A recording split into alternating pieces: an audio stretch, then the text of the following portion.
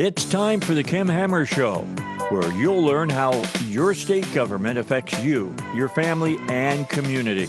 Here's Kim Hammer. Good afternoon. It's an absolutely beautiful day here in Arkansas. Thank you for tuning in with us. If you're listening on the radio and you're going to go outside the range, you can tune it in Facebook Live by going either to the Kim Hammer Show Facebook page, and if you would, please like it while you're there, or you can go to my personal page, Kim David Hammer, and you can join us there and tell your friends about it. We're glad to have you here today. Just a couple housekeeping rules. Everything said, done here today are my own personal comments or the comments of my guest. Radio station is not liable for it at all. We get the chance to have the opportunity to be with you every Saturday here on 101.1 FM The Answer from noon to 1 o'clock. I want to give a shout out to a couple of the folks that helped make this possible and just are supportive. First of all, Edwards Food Store. You're looking for a great place to go shop.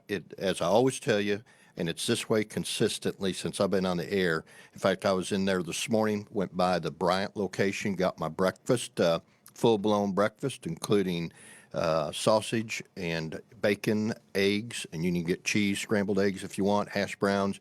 You can get the biscuits with the sausage gravy or the plain gravy, everything. I walked out of there with a full-blown breakfast, I think, for around $5, $6, and it's just as good as you do at home. And not to mention that the stores are always clean, the prices are always competitive, and the people are always friendly. You can't get much more than that. You can also get curbside service now if you want to order it in, have it waiting for you. They'll bring it out to your car, so it's a great store for you to check out. That's at Edward Food Stores. Then also Duck's Garage down in Benton. Always appreciate Duck and his sponsoring of the show. They were on this morning. If you listen to Dave, he has them on Saturday morning at 9 o'clock. So appreciate Duck and the guys down there at Duck's Garage in Benton. If you have any automotive needs, especially if you've got a fleet or you've got diesel trucks, they're experts in those areas and encourage you to go by there. On another note, want to congratulate the Bryant Hornets on their win last night, state championship over the North Little Rock. And it was a great game. Was up there watching it. Had a big crowd. And it was just a beautiful night for football.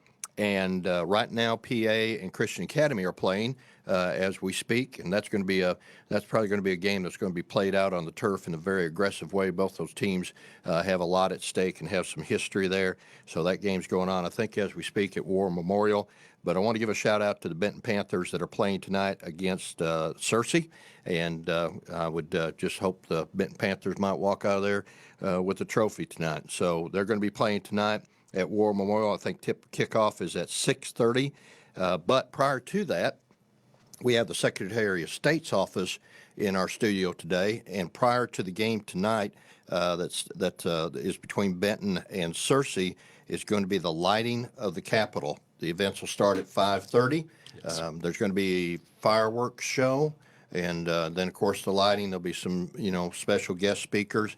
I've got in studio today Dwight Southerland, who is with the Deputy Secretary of State, Chief of Staff, and I have Leslie Bellamy, who is the Director of Elections for the Secretary of State. We're going to be talking about the Secretary of State's office today, and glad to have you all in studio. Before we get into the conversation, though, those of you that are watching Facebook Live, we've got some really good friends in Lone Oak.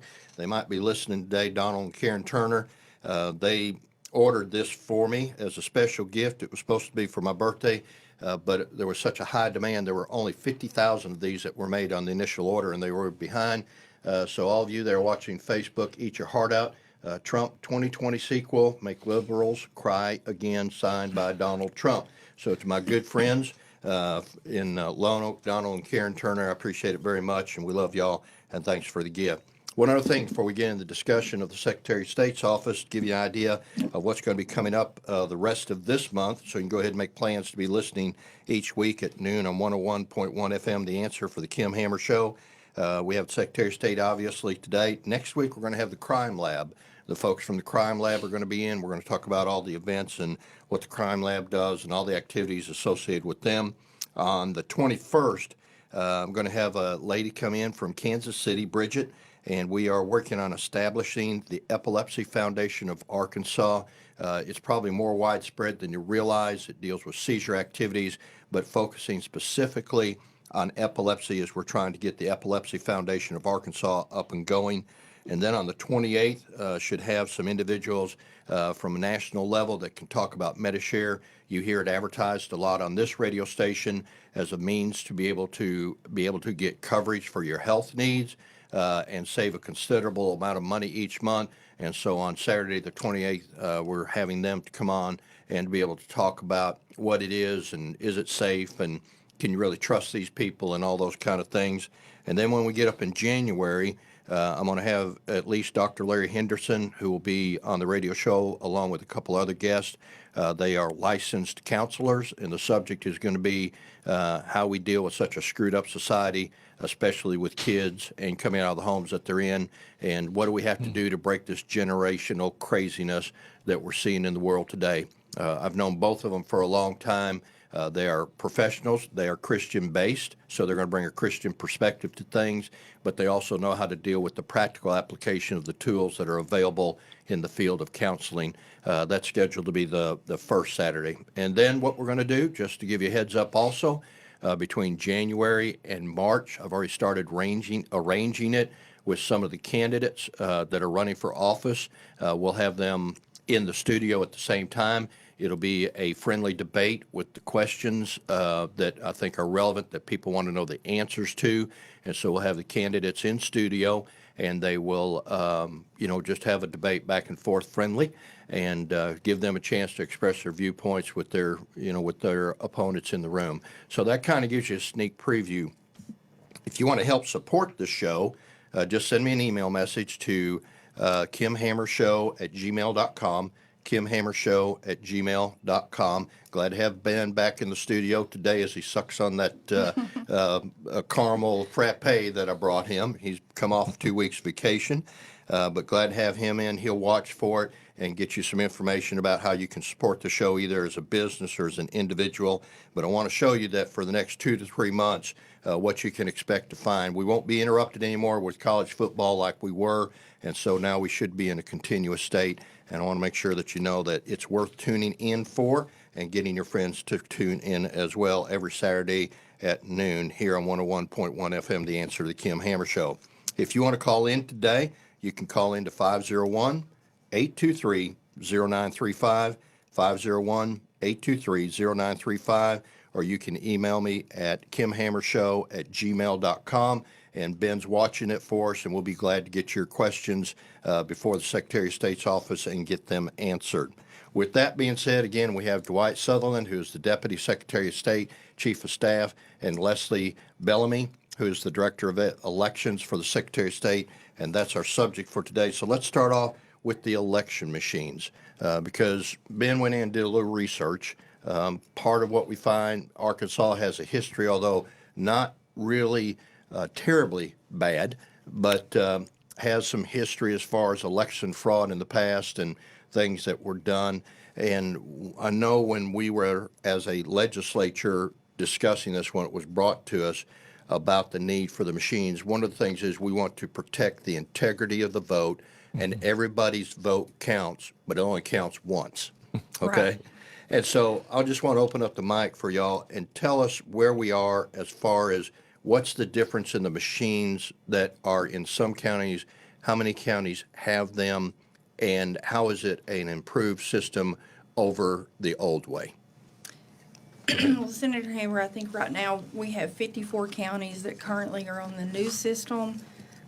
We have 10 that will be moving to the new system before the primary, and that'll leave us 11 that we need to get off of the old system.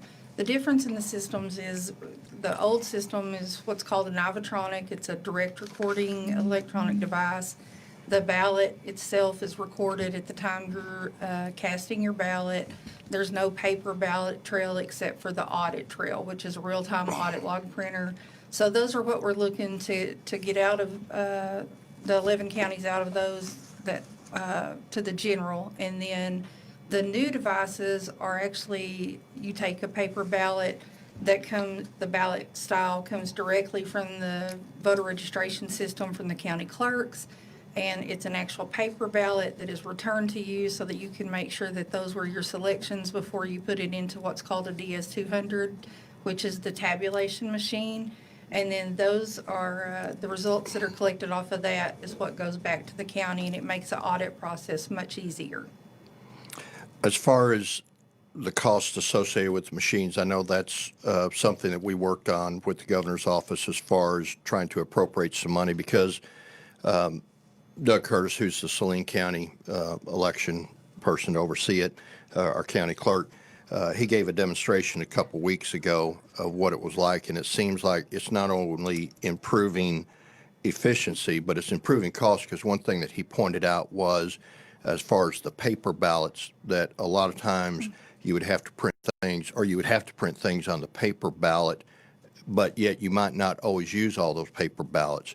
And so the system is improved in that area. And if so, how does that affect the cost to the county then? Well, that's correct. On the old system, they might have to order, because the vendor's actually in Nebraska, so you have to order enough to make sure you had overflow. And this, you don't use a ballot stock until the person's actually using the ballot. So there's not as much to throw away. You might throw a few absentee ballots away, but you won't have to throw the actual ones from Election Day and early voting away. Okay. And so as far as the cost of the machines, refresh my memory as far as, if you can, we appropriate some money for it and talk about the appropriation of the money, how it went down the line to get out to the counties, and why would counties not want to transition, or what would be the prohibitors that would stop counties from transitioning to these machines? Well, the legislative session, we got around a little over 8.2 million, which I felt was very generous compared to what a lot of other states are getting. And we appreciated that. We actually have been able to put 10 more counties on. And something that might be prohibitive to some of these counties is there is a local share, and there are some counties that are struggling to get that local share. Some of them are going to be able to do it by the general because they'll have new budgets in January. So we're looking to put at least about 5 more of those 11 that I know for sure on the equipment by the general election. But the counties are matching some of the funding, or they're supposed to be. Is that right? Yes, sir. There was a formula that Kurt Nauman on our staff come up with, and it had I think about 4 variances of economic I can't remember what all it was. Can you? No, but it was basically formulated to be able to grade what the capability of the counties to be able to afford the equipment, and it was based on some of the economic indicators, economic information that we have from other sources in the government for those counties. So the counties that did not have the economic base, maybe they don't have enough industry, maybe there's lack of population, whatever. It was graded so that it would be more fair for those counties that needed more money. We will pay a greater percentage of their bill. Similar to what we would say is the conversation in the school funding with the DSEG. We got to try to we got to have a levelized playing field so that a county is not disadvantaged because of either the economic, social status, that kind of thing. So, okay. With regards to the turnaround time, because that was one thing Doug was talking about down in Saline County, is that the time of which it's more of a real-time awareness of what the results of the elections are going to be instead of the old process under the old machines. I got the impression that you're going to know pretty instantly once the polls close as far as the results of the election with the new improved machines. It is much faster. Typically on the older system, and I actually worked on the older system in the county, and we might not go home till 1 or 2, 3 o'clock in the morning. Most of the counties with the newer equipment, 11's about the latest, and that was a really large county, Washington County. So most of them are going home around 9 o'clock. So yes, the results are coming in much faster off of this new technology. So would that also, of course, now at a national level, because I think back to the 2016 election where, and even some of the congressional races that were held in other states, it was like 2 or 3 days, before they knew the actual results that could be certified, which Secretary of State certifies the elections, right? Right. So Is it the goal at a national level to have the new voting machines in place? And is there a time at a national level, or is it going to be left up to state by state to advance it, or is there a federal mandate coming down? It's right now. It's still left up to the states. I feel like some of the meetings, the national meetings I've attended, there is a push to get rid of the real-time audit log printers and get it back to a paper ballot where the person actually verifies it before they put it into the equipment. I'm not seeing that probably going to happen before this general election, but I feel like before the next general election that'll take place. Maybe I wasn't listening good. Did you say there's a push to go back to the paper ballot, or Well, the other way around? There's it's the actual paper ballot on the new Right. equipment, but it's on the new system. What we're trying to get away from is that where there is no paper ballot audit. Okay. It's on just an audit log. Right. So, I mean, just looking at the experience of what we have here in the state, which are we as a state kind of leading in this, or are we in the middle of the pack, or are we behind the ball as far as with the voting machines and trying to get it going this way? From when I go to the NASED meetings in Washington, D.C., I feel like sitting around the room that we're ahead of the game and getting new equipment to a lot of the counties. And a lot of the states, they've been where we were, where money's tight, and they haven't had the ability to replace those units. We did get a little bit of federal help last time before Secretary Thurston came in. That helped us to do a little more than what we thought we would be able to do. And some counties, jumped on that train pretty early. So we got, like I said, 54 of the 75, and we were really happy to do that and ahead of what a lot of states are at, where they're at. Yeah, and y'all don't have to respond to what I'm about to make comment-wise, but I can't imagine a county not wanting to get to this system because it protects the integrity of the vote, the speed of which the vote is counted, the accuracy, probably would lessen the challenges when it's a close race because of the purity of the system. But yet, for those that are accustomed to going to the poll and doing it the old way, I can imagine it's maybe a little bit of a discomfort level because maybe people feel like, there's some ability, especially with all the hacking. You talk about the Russian interference, the Ukrainian interference and everything, and with it being technology, how secure is the system? Because I know y'all have made some improvements in security within the Secretary of State's office that I think are cutting edge as far as Arkansas. So what assurance can you give to somebody when they step up there and you got that thumb drive that pulls out and everything, that somebody sitting in Ukraine, China, or whatever is not screwing around with our votes here in Arkansas? Sure. One of the reasons I feel so confident is I started as a local election official, and even on the older equipment, I feel confident. None of Arkansas's equipment is ever connected to the internet. We've never modemed results like a lot of states. So I think it'd be very difficult to hack anything. The USB drives, they're military grade encrypted. So, and all of the vendor that we have in Arkansas had to go through federal certifications to ensure that it basically is one of the hardest systems to be hacked. And then we don't actually house the certified results in a county. We only get an ASCII file from a county, and the actual certified paper results are always housed in the county. So if anything is noticed, we would know quickly that something was wrong. Which all goes back to the local level, making sure that you've got staff and people that are elected that are going to protect the election process, the integrity, and the purity of the vote. So it all always boils down to local involvement, making sure the people that are there. To the security thing, let me ask you first of all, because I kind of rushed into the program, but Leslie, what is your background that you're in the position that you're in with the Secretary of State with the responsibility you have? Well, I actually worked in a county for years as a deputy clerk, and then I programmed the elections in White County. I worked there for over 16 years, and I worked for the voter registration vendor back in the 2000s, the vendor that had the VR program for Arkansas. I did some coding for them and implementations for them in other states and deployments of, different things in the VR systems, report pools and stuff. So. And then I started at the state in 13 as an election coordinator, and 15 became the assistant director, and 16 became the director. Okay.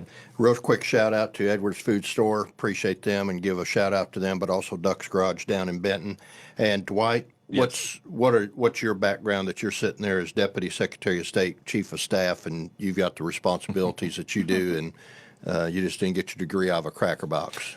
Okay, wow. I started out my career as a software developer in the financial industry, and then started my own business, or went out on my own as a business and technology consultant. The way my connection with the position that I am in right now is one of the projects that I worked on was that I designed and ran the project that we developed all of the software that is run by the Office of the State Land Commissioner. And that's my connection with John Thurston. I worked with him then for 8 years when he was the Land Commissioner. I've got 39 years now of work in business and project management and technology, all technology related. And as much as we would like to think that technology is maybe something that is added to every to the government depends on technology. And so very, very much of what the Secretary of State's office does requires those two things, technology and management. So that's how I ended up where I am. Which, with your software background, because Yes. I know that y'all have done some extensive training recently with regard to the security of the Secretary of State's office and all things related to it. Tell me about the improvements to the security aspect of the Secretary of State and where we are now with that. When this administration came into office in January, Secretary Thurston, one of Secretary Thurston's platforms, one of the things that's very important to him was security. And it's not just the security of the elections, although that's a part of it, but the Secretary of State's office is also responsible for the Capitol building and grounds. And so there's, and that's a public building. So we're talking about security from a physical standpoint, from information standpoint. So one of the things that we immediately did was to survey, not only our computer systems, but to survey the physical systems, especially concentrating on the elections, because we knew the elections were coming up. So we have reached out to, one of the big things that we've done is that we've reached out to the federal agencies who have so much information and so many tools and so much support that is available for us to work with to ensure that we will have secure elections for this coming year.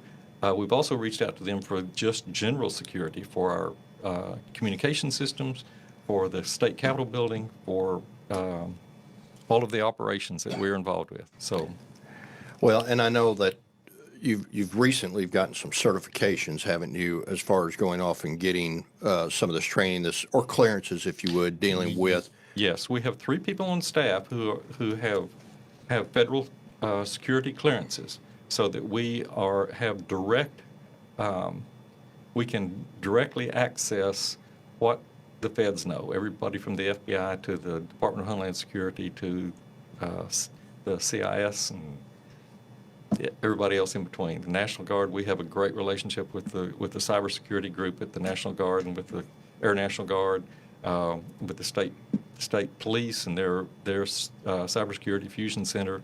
And we reach out, we are, I won't say we're constantly in contact with them, but we receive regular security briefings, and we are very well aware of everything that is going on. Okay, tell you what, when we come back, we'll talk a little bit deeper about that, how that all ties in, that you would have to be involved with them, and how that translates into what you do as Secretary of State. And then when we come back after the break, we're going to talk about the initiatives that are on the ballot, some of what the content of them are, and just where we are with regards to that.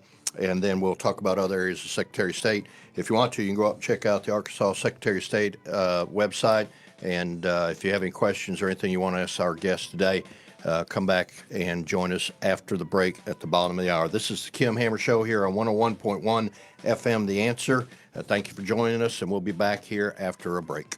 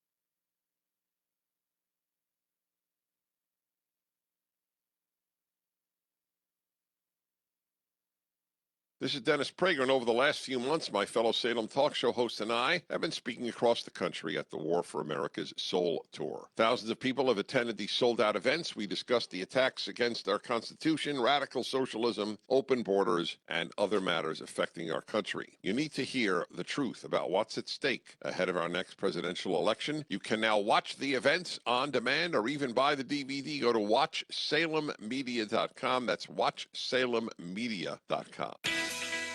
Are you tired of paying the high price of your health care plan? Then you are going to love Medishare. Medishare is the Christian healthcare sharing ministry where hundreds of thousands of believers across America share each other's medical bills. For over 25 years, they've trusted in the Medishare model because it works. Over $2 billion have been shared by members, and they can help share yours too.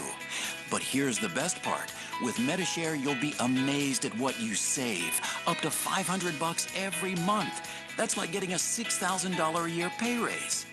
You can join anytime, so why not call today? A really nice person is there to answer all your questions. Trust me, you're going to wonder why you didn't do it sooner. Call Bible 11 to find out how much you can save on your health care. Medishare. Call 855-BIBLE-11. That's 855-BIBLE-11.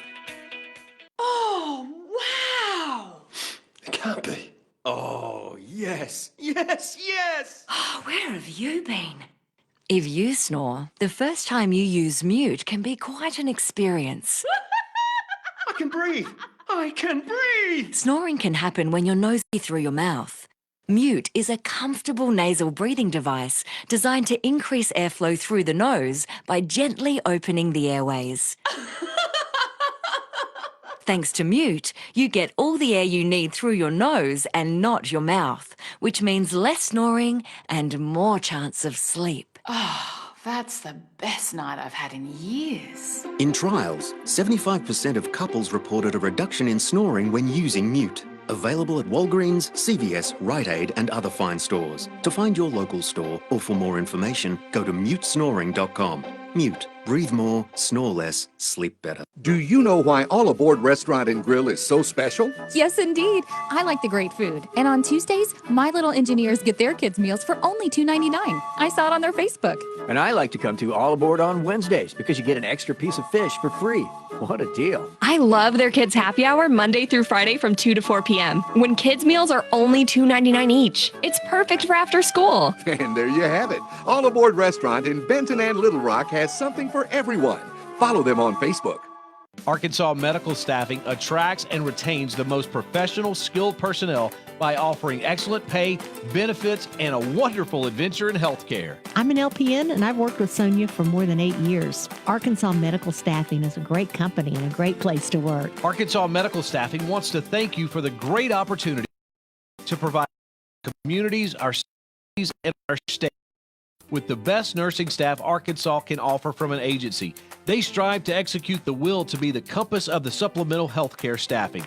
Their objective is to keep Arkansas nurses right here at home, taking care of our family and friends. Nurses, you know it's not a pretty job, but it is the most rewarding. You are the heartbeat of healthcare.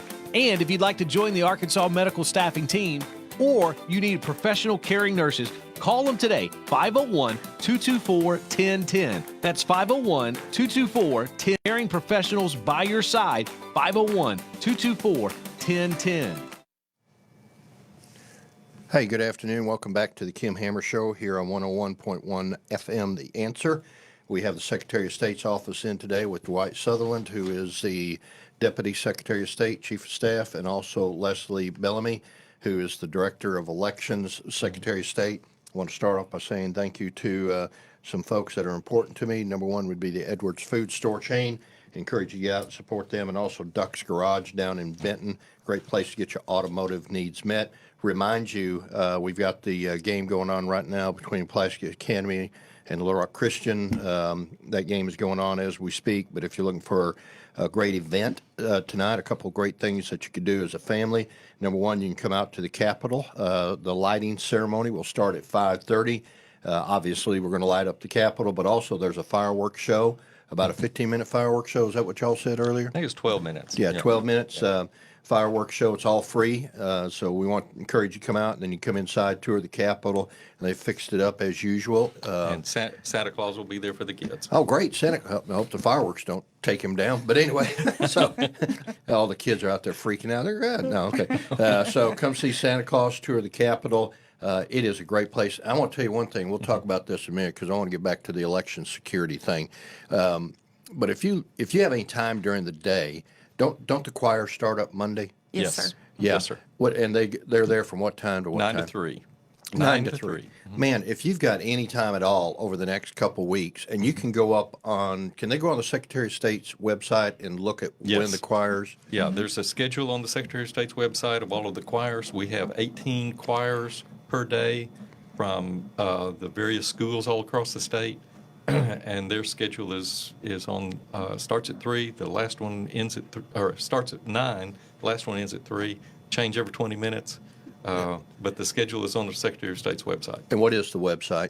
sos.arkansas.gov. Oh, that's an easy one compared to some others I've heard. sos.arkansas.gov. Arkansas spelled out all the way. Yeah, Arkansas, and it's all lowercase. Okay, very good. I would just really encourage you. One of my favorite time of the years around the Capitol is when the school choirs come in and sing, and you're in those halls, and I mean, it's just echoing through there. You really need to take time if you got the opportunity. Now, they're not in there on Saturday, though. It's Monday through Friday. It's Monday through Friday. Yeah, so if you got a chance between 9 and 3, next couple 2-3 weeks, come on in, check the website, see if your school is one of the schools that's singing and when they're scheduled. Because somebody told me that once they put it out there for the choirs to sign up, it booked up like in 24 minutes. 24 minutes. I mean, this is like selling out a concert, okay? It was. In 24 minutes. And how many choirs come through total? I don't even know. It's so Hundreds. many, but Yeah, I think it's like Hundreds. 200 plus there's choirs hundreds. that come through there. And you'll hear some absolutely beautiful music, some of the best times at the Capitol. Let's get back because on the cybersecurity, Yes. you know, with everything happened, like I said, with the Russia and the Ukrainian and all that junk going on at the national level, but it is concerning. Yes. How are we protected as a state? Because some other states, because they were not classified the way you were talking about before we went to the break at the bottom of the hour, they actually fell victim to their systems, their voter systems being hacked. Am I right? Yes. Tennessee, Louisiana. Well, and they were Kansas. actually working with DHS at the time they were hit, but DHS was, came in rather quickly. In fact, talking to Kansas Director of Elections, they were on the ground within the hour and had it fixed. Okay, So, now, you say DHS, I think of Department of Human Services. Is that what you're talking Department about? of Homeland Security. Okay, Yeah. all right, yeah. The feds. Yeah. So are they constantly monitoring the election aspect of the Secretary of State's offices, or why is it that they, is it real time that they're doing that, or educate me on that? Okay. On the basis of the last election, elections now are considered critical infrastructure for the nation. So there's that comes under the authority of the Department of Homeland Security, and they have just the government has gone all out to make sure to do whatever they can to make sure that make available whatever the states need to make sure that we're as secure as possible. So we have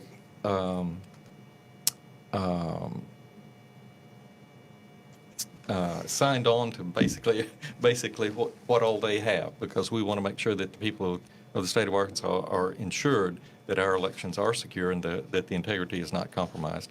We have a constant, now of course the elections only take place at short periods of time, but we have a voter registration system that is active consistently, constantly. And all of the communications that goes through the voter registration system is constantly being monitored by the Department of Homeland Security to ensure that there are not any cyber attacks.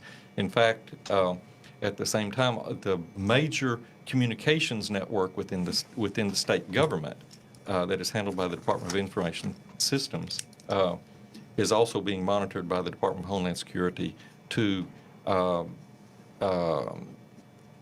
for them to be aware of any kind of cyber attacks that might come along and to notify us. So by your certification, classification, you have that. That's so, like you said, the National Guard a while ago before we went to the bottom, right? The National Guard. What business do they have being involved in the election interest? Okay, the National Guard really, they are as an agency, and they're a state agency. They're under the control of the governor, but they have probably one of the best cybersecurity trained centers in the state for protection, and so our involvement with them is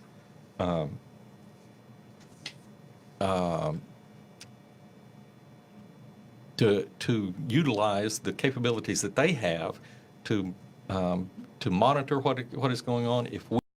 If we suspect that there's some kind of cyber attack, those are the people that we can go to. Those are the people that know how to fix it. Those are the people that know what to do. So prior to you being classified the way you are now, which we were not as the Secretary of State before John came in, and y'all have worked together as a team to get us to this level. Yes. We would have gotten third-hand information, or we would not have been notified. But because you are classified the way you are now, whenever it happens anywhere, you're in the loop immediately, which makes our system stronger. Yes, okay. And it's not only the National Guard, but there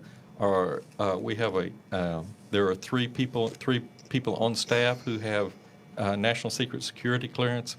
So we have access to and are constantly being briefed by the Department of Homeland Security, by the FBI of any kind of suspected cyber attacks that might threaten us. And it's only as good as the people that are out there on the front line doing the job, which do you find the trend? Now, I know like in Saline County, they got a really strong, they got a wide and deep base of volunteers that work the polls. I know that they have been working, I think other counties have been too, in condensing down to voting locations, not so much what was previously a polling site in each ward or whatever. Right.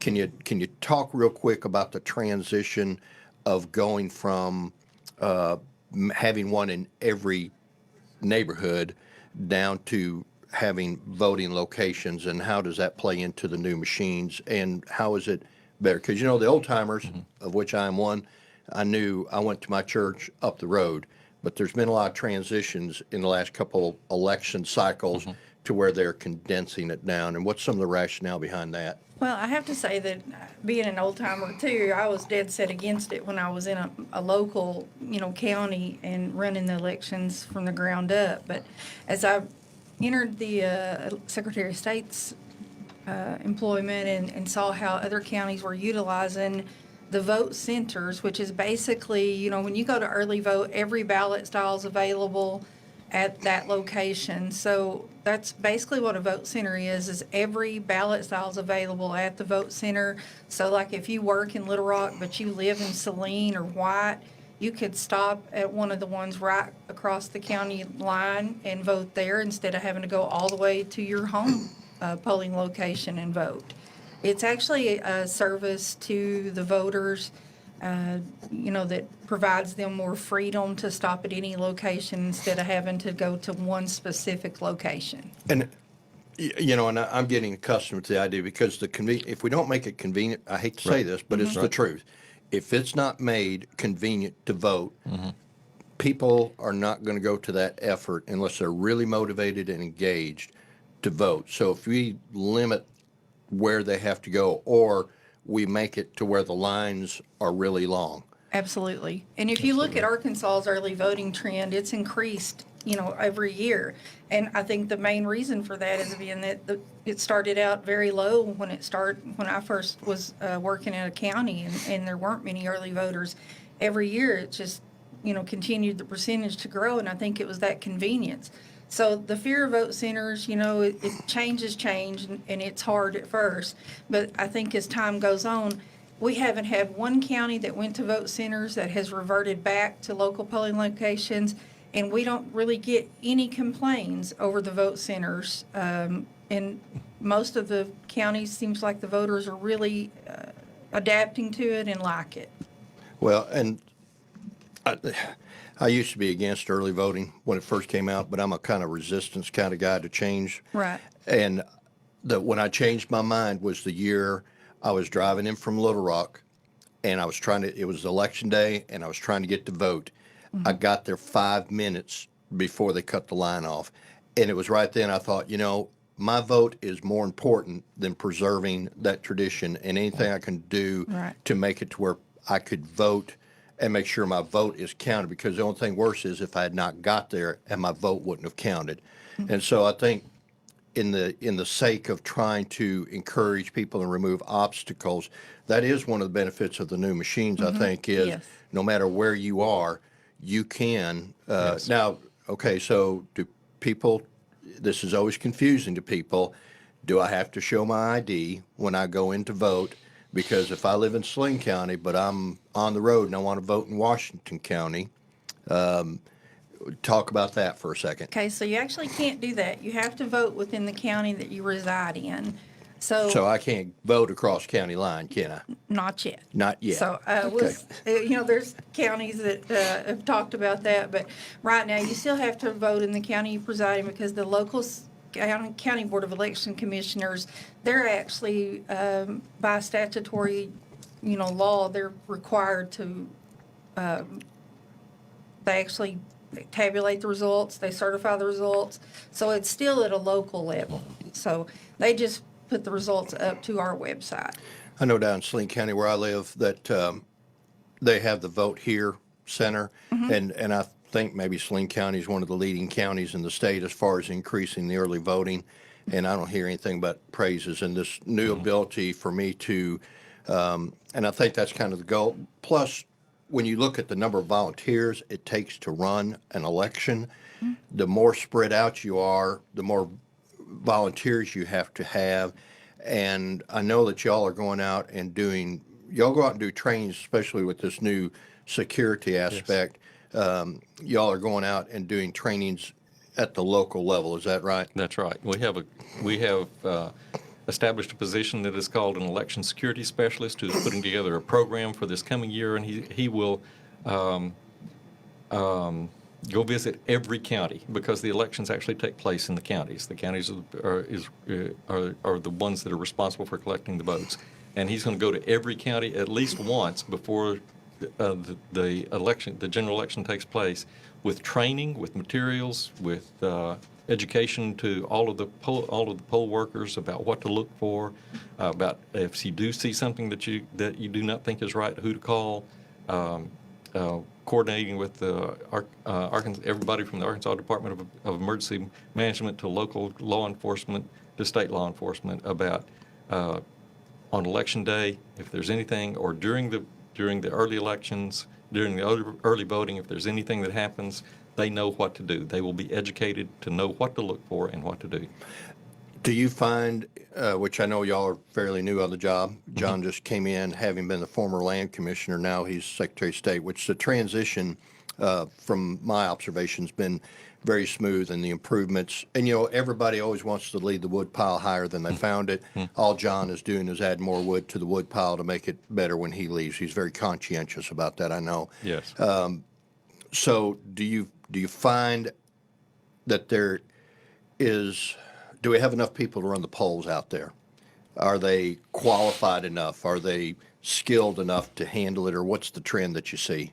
That's a problem in every state, it's hard to recruit poll workers. It's one day, and, you'd have to take off work. And so poll worker recruitment is hard. I think the State Board of Elections, the poll worker training is under them. And I think that Arkansas has a good staff of poll workers, and we have a lot of poll workers with longevity. So keeping those trained poll workers is important.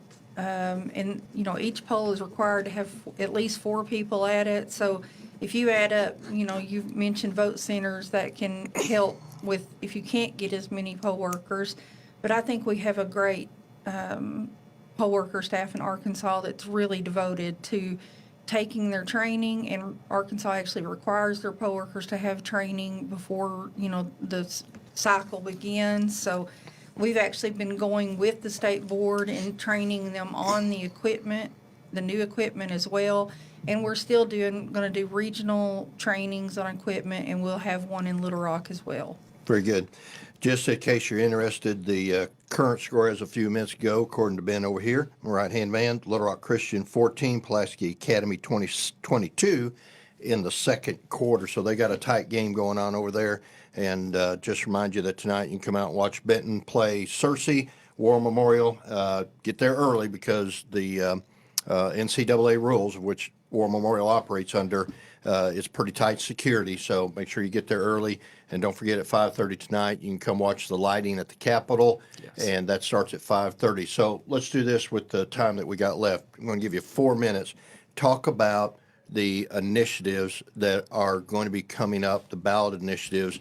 I know that we as a legislative branch recommend out 3. What are those 3? Just tell me what they are. I know what they are, but tell me what they are. The 3 referred is House Joint Resolution. It's an amendment to the Arkansas Constitution to amend the process for submission, challenge, and approval of proposed initiated acts, constitutional amendments, and referenda. The HJR 1018, House Joint Resolution, it's an amendment to the Arkansas Constitution to continue a levy of 0.5% sales and use tax for state highways, bridges, county roads, and other transportation services. And then the last one that came is a Senate Joint Resolution. It's a constitutional amendment to be known as the Arkansas Term Limits, and it amends the term limit applicable to members of the General Assembly.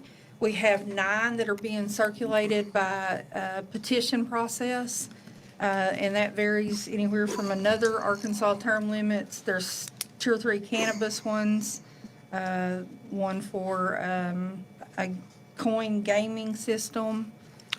Well, there's one for felony voting rights. There are some that have been put out by Roderick Talley. Yes. Who also I think is running for state office, Representative Walker's former seat, if I remember right. But that one, those that are being circulated by him are the felony voting rights, the abolishment of slavery and involuntary servitude, the recall and the removal of elected government officials, including judges, prosecutors, and chancellors, and then the ending of the state sales tax and state income tax. So all of those have to, and we got to kind of walk carefully, I know, because there's some ongoing litigation, but so stop me if I step to the line, but all those require signatures by the general public. Is that correct? Okay, and give me the education, what the threshold of the signatures are, and are they the same for all of those? No, the initiated acts and the referenda are different. The initiated act is generally around the 86, I think it was 86,000 threshold, and the other one's in the 60,000s.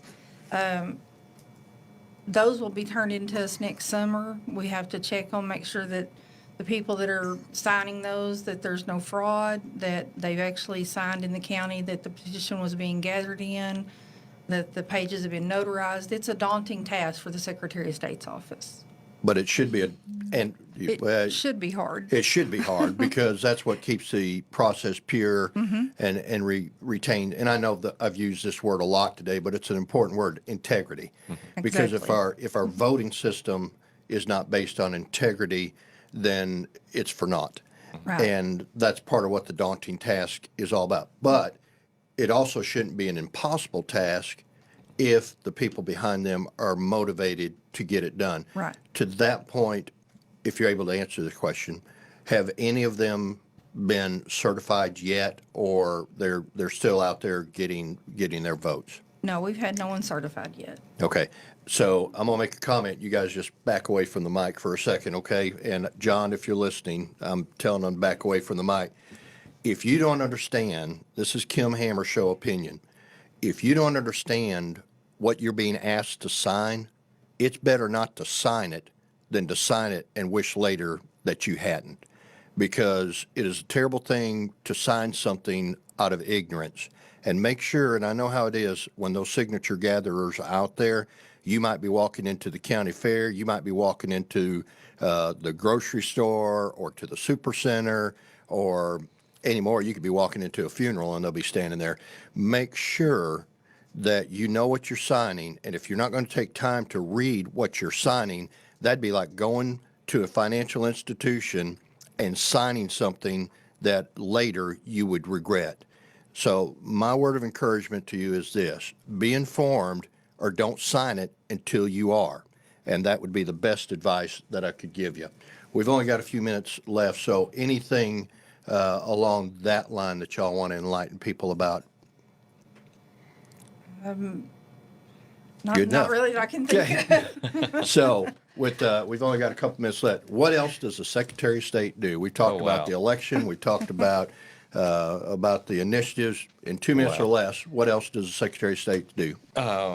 Secretary of State, if you want to do business in the state of Arkansas, every business that has to be registered as something besides just a sole proprietorship, whether it's an LLC or a C corporation or a nonprofit organization or a charity or anything like that, you have to be registered with the Secretary of State's office to legally do business in the state of Arkansas.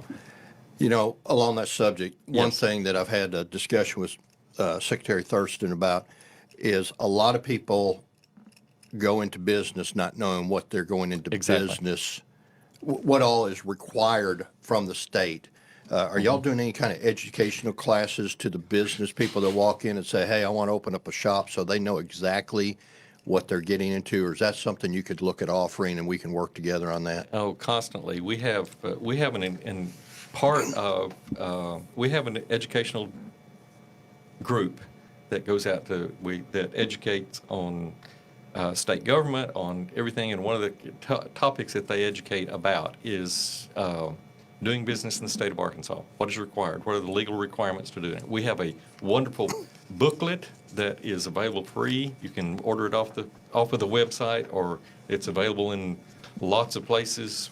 We distribute it across the state. For somebody who is wanting to start a business, you can call our Business and Commercial Services Division, and they can answer any questions that about starting your business. We cannot offer legal advice, but we can certainly tell you what are the forms that are required and what you have to do to register that business in the state of Arkansas. 1 minute or less. What else do you do?